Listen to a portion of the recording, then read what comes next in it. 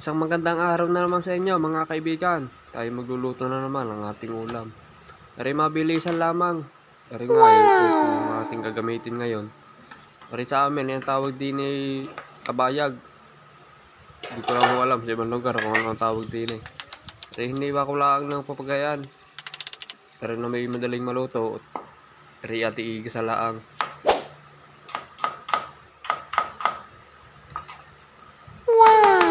At yun nga naghiwa tayo. Ari sibuyas. Isang piraso laang. Ari okay na. Sapat na rin. At din nga ay naghihiwa tayo na rin bawang.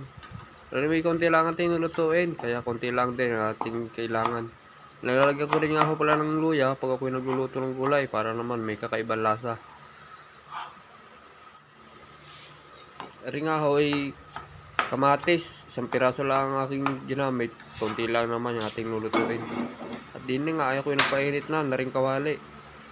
At tayo'y magigisa. Dini nga yung una nihulog din ay aring sibuyas. At mamaya ay ilagay natin yung ibang sangkap niya. Naaking nga lang rin hinalo-halo. Sinunod ko na din ay aring bawang. Taray, minikos-mikos ko lang ang garne. Pagkatapos nga ay di sinunod ko yung luya. Nangubas ng katas at nagbigay ng kakaibang aroma at lasa. Wow! At sinunod ko na rin din ay aring kamatis. Para madurog at lumabas din yung katas niya. At na rin nga kailangan hinalo-halo ng garne. At pagkatapos nilagay ko na rin upo. At rin hinalo-halo ko na lang ng garne. At na may mabilisan luto lamang. Dahil sa kukunti na lang yung ating oras at tayo mamaya ipapasok na sa ating trabaho. Pagkatapos nga din ay kailangan tinakapan. Pagkatapos ay yan. Lagyan ko lang na rin kaunting tubig. Konti lang ho, tari na may nagtutubig na rin ang kanya. Hindi na nga, nilagay ko na rin ceiling grain. Pagkatapos ay akin hinalo-halo lang ko rin ganun eh. Wow! At 5 minutes later. Pagkatapos nga din ay aray, medyo okay na to. Giba na yung ano niya, mukhang luto na. Kailangan ko rin hinalo-halo na konti. Nilagyan ko ng kanya mga pampalasa.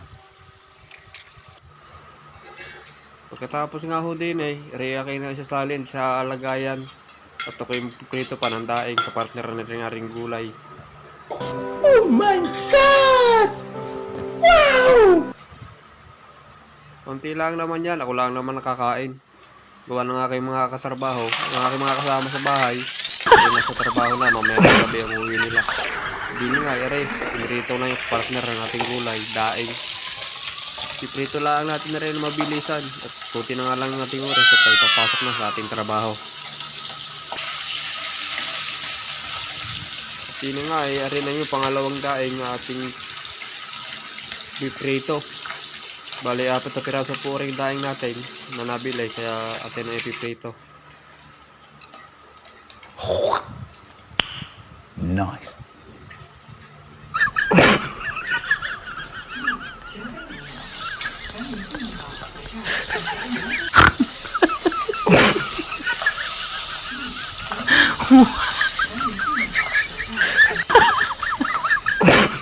Arin ho, yung huling daing na ating piniprito.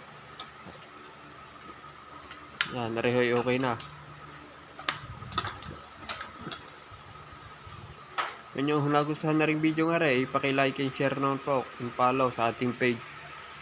Maraming salamat po. Hanggang dito na lang po rin video nga rin. Hindi na po natin ito nadugtungan pa. Oh my God! Wow!